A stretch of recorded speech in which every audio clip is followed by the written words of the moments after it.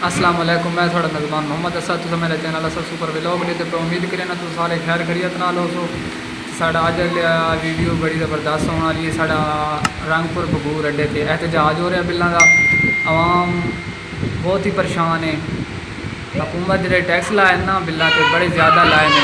इत्थे एहतजाज हो रहा उत्थों भी दिखाने किस तरह का प्या ते बिल जला दिते ने पूरा मन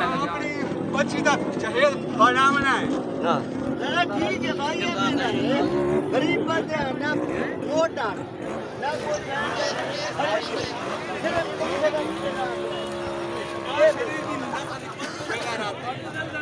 गरीबन तुहिदा बेच दिया कि छोड़ के अब ये पिछले क्लिप तुसां डिठा हो सी किस तरह गरीब बंदा रोंदा पिया बच्ची का समान इकट्ठा करना शादी वास्ते ते होर भी ढेर सारे मसाइल हैं। ऐ भी जेह्ड़े बिल आ जाते हैं हुकूमत की ज़्यादती नाकाबिले बर्दाश्त हो गई है गरीब आवाम वास्ते। ये देख सकते हो भाई कितनी आवाम है, हर चीज़ ब्लॉक की हुई है।